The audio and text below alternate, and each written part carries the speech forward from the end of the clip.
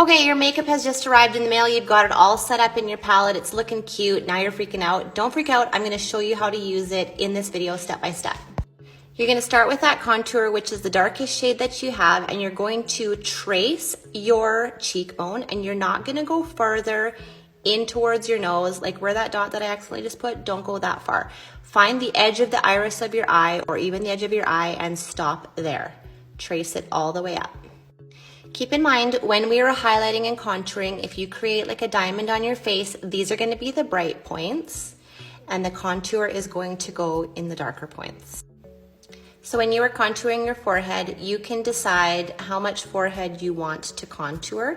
If you have a larger head that you're feeling like you want to minimize, you can bring that contour further down. If your hairline is quite low, you might want to skip contour in this middle section and just start here, kind of go down to the temple. If you can think about almost making a C, you can even connect them if you want.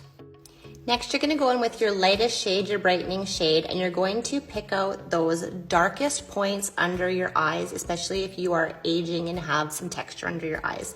If you feel like you have great skin under your eyes, go ahead and do kind of a V shape. I know all over TikTok they're saying not to do that. If you have texture under your eyes, don't do that. If not, create that V shape. But anywhere that you want to add some brightness to under the eyes, I like to go inner outer corner. And then I also like to drag a little bit around my nose, on my Cupid's bow, a little bit on the chin, and a little bit between the brows down the center of the nose. Lastly, you're just gonna go in with your main shade, and you're just going to add some product wherever you kind of have some leftover space. Don't go too crazy.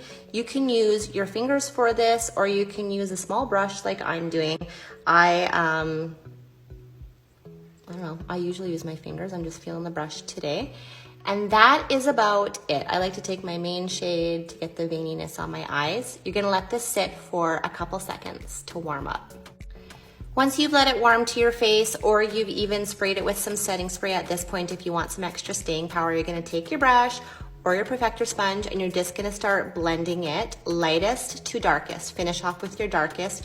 And we're not smearing here, we're trying to use a stippling motion.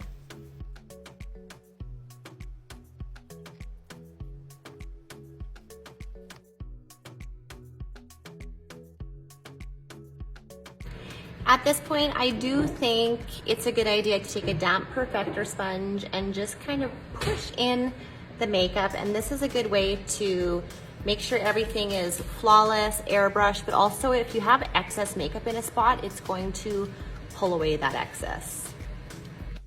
And lastly, you're gonna take your lip and cheek shade, and you're just gonna gently tap it on your face. You can use your fingers here to make sure that you're not putting an obscene amount on, because with all of these shades, a little bit goes a very long way. And keep the same general rule. You don't want to drag it out too far into the iris of your eye, unless you are trying to add more shape and more fullness to your face. The way that I'm applying this blush is lifting and kind of thinning the face. If you do the kind of dolly smile on the apples of your cheeks, that's going to add fullness. And if you do have a very thin face, you maybe want to do that.